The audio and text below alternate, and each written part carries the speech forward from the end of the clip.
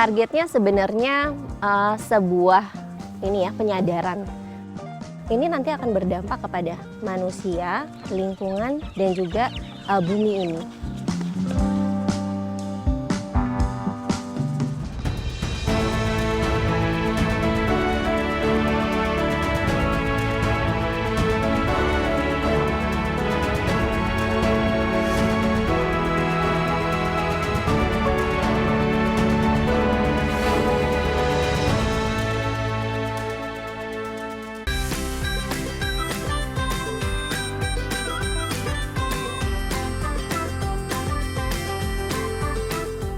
Bermula dari hobi bercocok tanam, wanita berusia 39 tahun itu kini mulai merintis beragam program bagi lingkungan sekitarnya di daerah Parung Panjang, Kabupaten Bogor, Jawa Barat. Ia adalah Britania Sari. Beragam program yang Sari jalankan, di antaranya memanfaatkan lahan terbatas untuk bercocok tanam serta menumbuhkan kebiasaan para warga untuk menanam kebutuhan makanan dengan harapan program tersebut bisa membantu warga dalam melengkapi kebutuhan pangan rumah tangga. Sebelum bergerak dari satu rumah ke rumah warga lainnya, pada 2020, Britania Sari memulainya secara mandiri di halaman belakang rumah. Di kebun dengan luas lahan sekitar 200 meter persegi, ia dan keluarga mulai menanam beragam macam sayuran seperti kangkung, cabai, dan terong yang hingga kini manfaatnya telah dirasakan oleh keluarganya. Jadi lahan terbatas pun, jadi pas waktu tinggal di Tangerang Selatan, kami punya lahannya tuh terbatas sekali. Nah, dengan lahan terbatas, tapi kami berusaha untuk bisa menanam makanan dari rumah. Nah, di tahun 2020 kami pindah ke Bogor dan ada lahan kosong di belakang rumah, nggak terpakai, terus semak belukar. Nah, daripada tidak dimanfaatkan, akhirnya kami garap yang tujuannya memang supaya bisa mensuplai kebutuhan rumah gitu.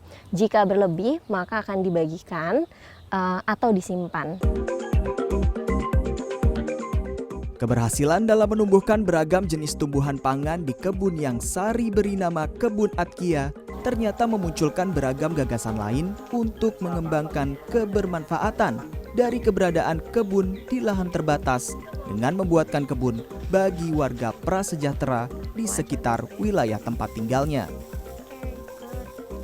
Dari situ, Sari menjalankan proyek yang ia sebut kebun dapur di beberapa rumah warga agar menjadi contoh warga lain bahwa setiap rumah tangga bisa menanam kebutuhan pangannya walau dengan lahan yang terbatas. Jadi kondisi masyarakat di sekitar rumah saya, mereka adalah keluarga prasejahtera. Jadi sekitar 2 tahun ketika kami bagi-bagi rantang lebaran, di situ sebenarnya kami baru tahu gitu kondisi warga-warga yang ada di sekitar gitu. Benar-benar terbatas untuk masalah makan. Nah, akhirnya sempat terbesit untuk membuat kebun dapur. Akhirnya kami memutuskan kenapa enggak kita coba dari yang dekat dulu aja. Nah, tetangga-tetangga akhirnya kami melakukan screening awal ya. Kira-kira dari tetangga-tetangga sekitar siapa nih yang mau diajak dan dibuatkan kebun dapur gitu. Asalkan dengan syarat mereka mau merawatnya. Sebelum dibuatkan kebun dapur, sejumlah warga harus memenuhi kriteria yang telah ditetapkan oleh Britania Sari. 2 hal yang paling penting adalah mau diajarkan serta mau merawat kebun.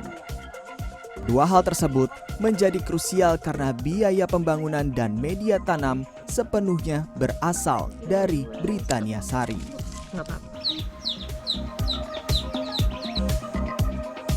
Saat ini, sudah ada 4 rumah di sekitar tempat tinggal Sari yang telah dibuatkan kebun dapur. Rumah milik Sophia dan rumah milik Salim Alidrus adalah 2 di antaranya. Di rumah milik Sophia, Sari membuatkan bedengan atau gundukan tanah yang dikelilingi bambu. Di titik itu, beragam tumbuhan kebutuhan pangan telah berhasil tumbuh dan beberapa kali dipanen. Awalnya Ya ibu Sari kan suka olahraga situ, suka muter ke situ gitu. Lihat Kak, lihat aku lagi bersih-bersih gitu. Jadi ibu Sari gitu ke sini nanya, boleh ini nggak bikin ini kebun ini. Sebelumnya ya nggak ada. Terus dibikin kayak gini, bikin ini tanaman kangkung, bayam, itu kacang panjang, sama itu tuh bayam apa namanya, Brazil.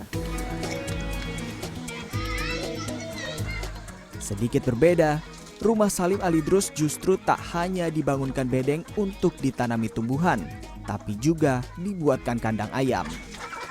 Salim menyebut pembuatan kandang ayam memang bertujuan untuk memanen telurnya. Telur yang dipanen akan ia konsumsi untuk keluarga serta dibagikan ke warga lainnya. Bagi Salim, memelihara ayam cukuplah mudah. Ia biasa memanfaatkan tanaman sekitar ataupun sisa-sisa sayur untuk dijadikan pakan ayam.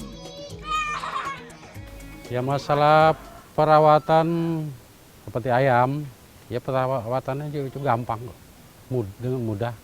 Seperti kasih pakannya, kita 2 hari sekali kasih pakan dedak, ya. Terus yang lain seperti kasih daun-daunan atau sayur-sayuran. Diapain? Untuk saya pribadi, ya kita manfaatin aja lah. Kalau kita butuh untuk makan, kita makan. Ada lebihnya, ya kita kasihkan lagi sama yang lain. Kan semua sama membutuhkan. Hampir setiap pagi, Britania Sari memantau proyek kebun dapur yang ia buat di beberapa rumah warga.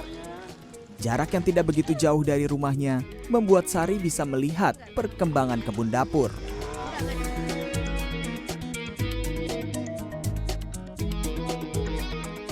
Bukan sekadar memantau, ia juga memberikan beberapa masukan kepada pemilik lahan dan jika waktu panen tiba, ia pun turut membantu memetik sayuran yang sudah siap panen, lalu memberikan saran tumbuhan yang akan ditanam selanjutnya.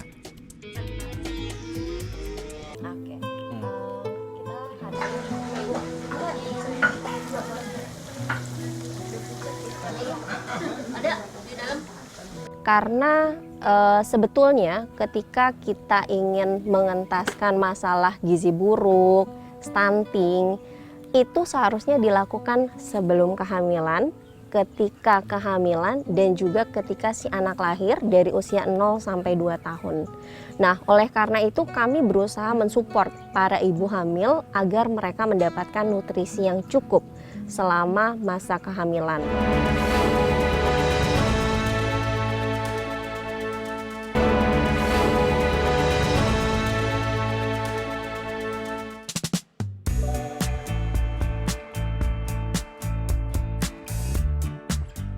Dari kebun dapur yang telah dibangun Britania Sari, beragam sayuran untuk dikonsumsi sehari-hari oleh keluarga bisa ia penuhi. Bahkan di lahan terbatas itu, Sari juga memelihara ayam lengkap dengan kandangnya agar dapat menyuplai telur yang menjadi pelengkap kebutuhan pangan. Keberhasilan tersebut menggerakkan nurani ibu satu anak itu untuk membentuk sebuah program pemenuhan gizi bagi ibu hamil di wilayah tempat tinggal Sari.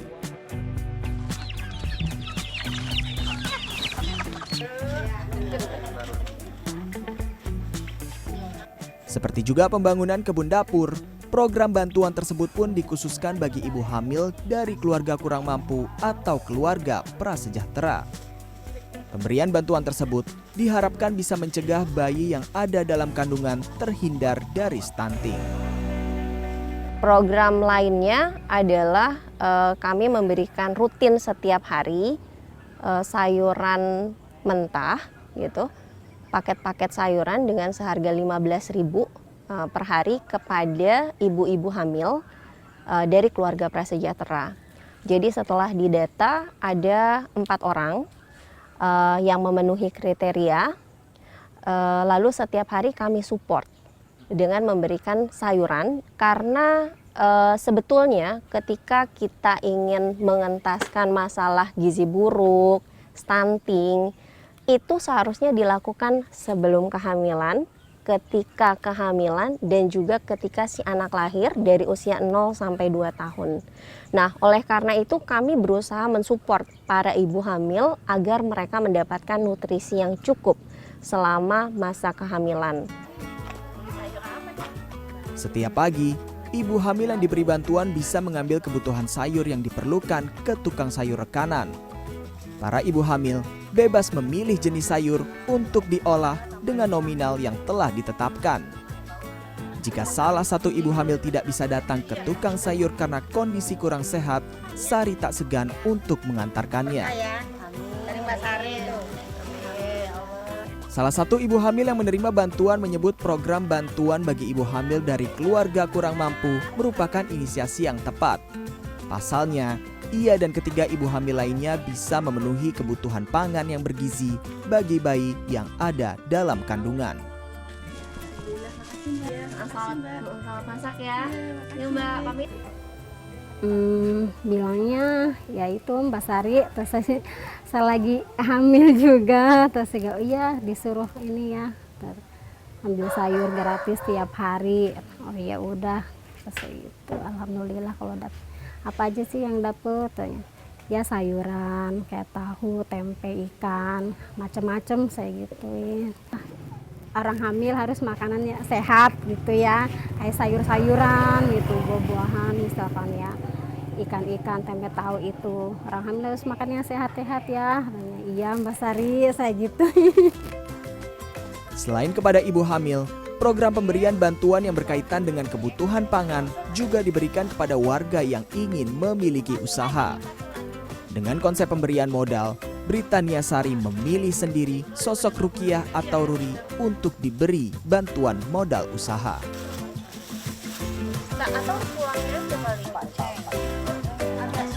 Selain pembangunan kebun dapur, ada satu program lagi, yaitu pemberian modal usaha untuk keluarga prasejahtera. Jadi kondisinya masyarakat yang ada di sekitar ini terjerat dengan bank keliling. Bank keliling adalah nama halus dari para rentenir-rentenir ya, memberikan pinjaman dengan bunga yang sangat tinggi gitu ya. Nah, ketika ada satu orang yang dia ingin usaha nih gitu, dan kami lihat juga orangnya gigih gitu ya, ulet.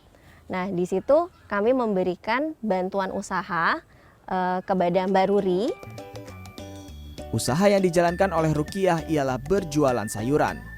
Selain itu, tugasnya juga memastikan ibu-ibu hamil yang mendapat bantuan telah mengambil jatahnya setiap pagi. Sebagai tukang sayur rekanan Sari, ia pun diimbau agar tidak ada sampah sayuran yang terbuang karena nantinya bisa dimanfaatkan sebagai pakan ayam atau menjadi pupuk kompos. 3 bulan berjalan, bisnis Rukiah sejauh ini berjalan lancar. Ia bahkan membuka warung gado-gado dan karedok.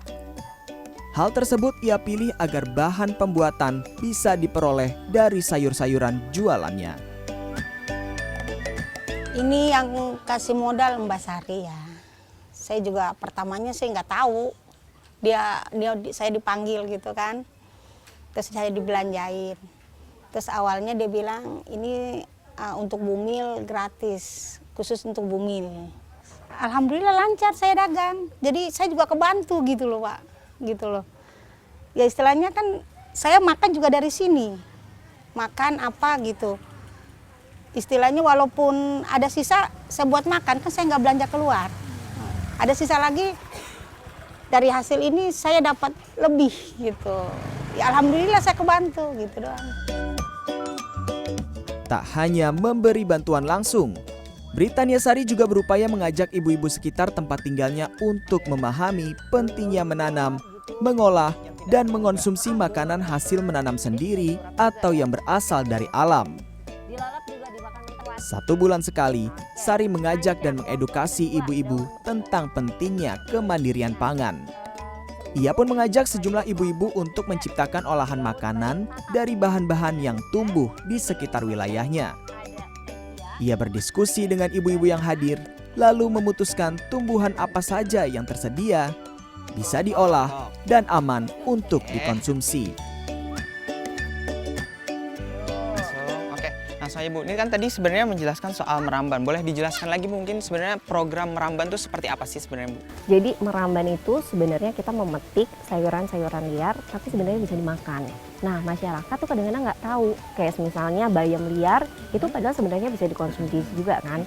Nah, sekarang ini programnya ibu-ibu tuh sebenarnya bisa masak, mengolah sayuran, tapi nggak harus beli. Kita bisa petik-petik di kebun-kebun ataupun di pinggir-pinggir jalan. Di situ banyak sayuran-sayuran yang bisa dimakan. Berarti di sekitar kampung ini atau wilayah ini ya Bu ya? Betul Oke. sekali. Bisa ditunjukkan berarti Bu ya Yuk, tempat-tempatnya? kita Oke. lihat ya. Ya. Ada 3 titik.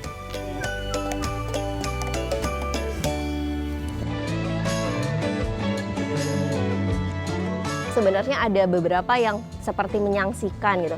Buat apa sih nanam, kan beli juga bisa. Atau buat apa sih nanam, paling juga nanti diceker-ceker ayam gitu. Atau nggak bakalan berhasil lah gitu. Awalnya mungkin kesal ya dengar itu. Tapi lama-kelamaan akhirnya sadar. Loh, dia kan juga nggak ngapa-ngapain gitu.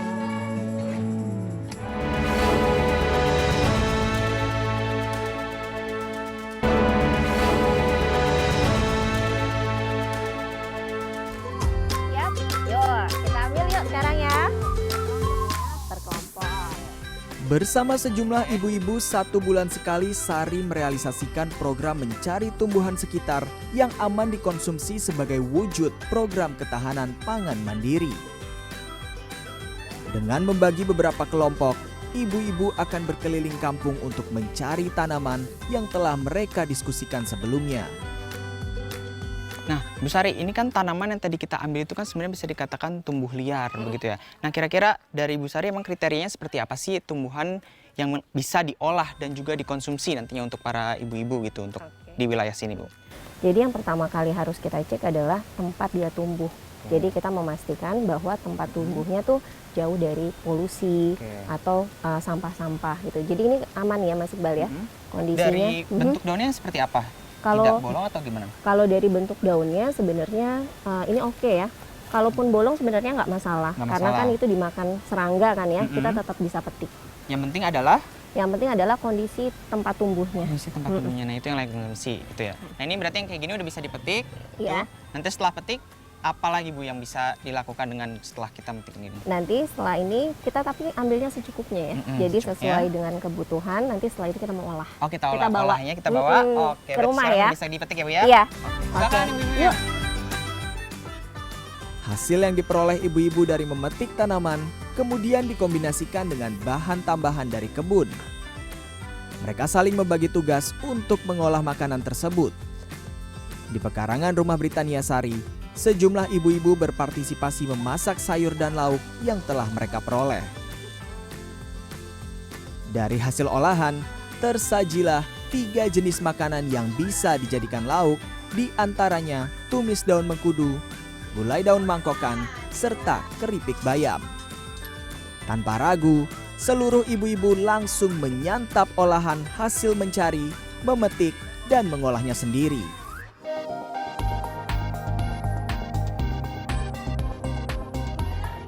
Setelah aktivitas berburu tanaman, tak lupa Sari mengajarkan ibu-ibu agar sampah organik yang dihasilkan dari sisa sayuran bisa dimanfaatkan kembali, yaitu untuk menjadi pupuk kompos supaya bisa tercipta juga mandiri pupuk.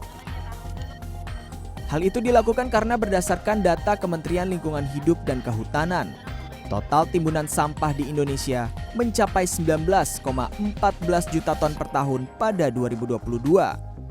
Dan dari jumlah tersebut, mayoritas atau 41,69% sampah di dalam negeri berasal dari sisa makanan. Di belakang rumah atau area kebun dapur, Sari mencontohkan proses pembuatan pupuk kompos. Mulai dari memotong sayuran sisa, kemudian dimasukkan ke dalam wadah ember dengan penutup, lalu tambahkan unsur lain seperti sekam, serbuk kayu, atau daun kering. Selain pupuk dari sisa sayuran, Sari juga memanfaatkan kotoran ayam untuk diubah menjadi pupuk. Dibantu oleh salah satu pekerjanya, ia mengolah kotoran ayam yang telah tercampur dengan alas kandangnya setiap 3 bulan sekali untuk difermentasi sebelum menjadi pupuk. Nantinya, pupuk tersebut bisa digunakan untuk ditaburkan pada tumbuhan yang telah ditanam setelah menunggu kurang lebih 1 bulan. Salah satu budget yang paling terbesar ketika membuat kebun dapur itu adalah penyediaan pupuk gitu. Nah, jadi selain mereka memiliki kebun, mereka juga diajak untuk mengompos mulai dari rumah gitu. Sisa-sisa organik dimasukkan ke dalam komposter, lalu setelah itu nanti bisa panen kompos padat dan juga pupuk cair gitu. Jadi nanti nggak cuma mandiri sayuran aja, tapi kita juga bisa mandiri pupuk.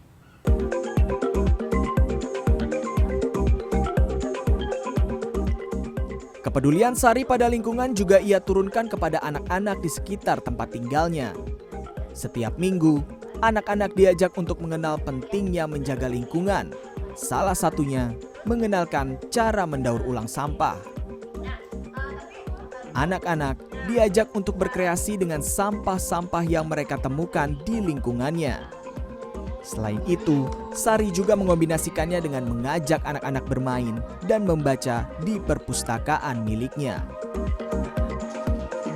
Diajarin berkebun, diajarin masak, terus diajarin membaca, terus bermain dari botol. Itu dari botol susu. Kita mau bikin pot buat tanaman. Bentuk kepedulian terhadap alam dan juga lingkungan, Britania Sari tunjukkan melalui keberadaan kebun dapur. Dari kebun dapur, ia berupaya mencukupi kebutuhan pangan keluarga. Dari kebun dapur juga, Sari memperoleh beragam gagasan agar bisa menyebarkan manfaat kepada warga sekitar. Meski lebih banyak mengambil peran dalam mensosialisasikan kebermanfaatan dari kebun dapur, Britania Sari juga dibantu oleh sosok suami dan anaknya. Ketiganya saling membantu dengan memegang peran masing-masing dalam pengembangan kebun dapur. Saya lebih banyak mengerjakan konsep di kebun dapurnya sendiri, perencanaannya, pengerjaannya juga ya saya mengawasi. Sementara istri lebih ke manajemen personalnya ya, manajemen orang-orangnya, siapa aja yang mau dibangunin, terus kondisi mereka seperti apa supaya saya tahu apa yang mau saya kerjakan di situ, seperti itu. Tapi kita sekarang pengen memberikan dampak yang lebih luas lagi, walaupun masih dalam skop lingkungan terbatas. Ya harapan saya warga di sini, warga prasejahtera yang menjadi penerima manfaat ini bisa terbantu tanpa merendahkan harga diri mereka. Meskipun ada tanggapan miring dari warga sekitar, perjalanan Britania Sari dalam mengembangkan kebun dapur dan beberapa program lain terus ia laksanakan. Sari akan selalu ingat tujuan yang ingin dicapai, yaitu menciptakan kemandirian pangan bagi keluarga dengan cara berkebun. Sebenarnya ada beberapa yang seperti menyangsikan gitu. Buat apa sih nanam, kan beli juga bisa. Atau buat apa sih nanam, paling juga nanti diceker-ceker ayam gitu. Atau nggak bakalan berhasil lah gitu.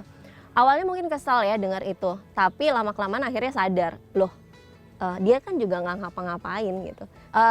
Targetnya sebenarnya sebuah penyadaran gitu. Jadi makan itu sebenarnya bukan hal yang sederhana. Tapi dari makan itu dampaknya nanti bisa panjang. Mulai dari bagaimana kita menghasilkan makanan kita, bagaimana kita mengkonsumsi makanan kita, dan terakhir bagaimana kita mengolah sisa makanan kita.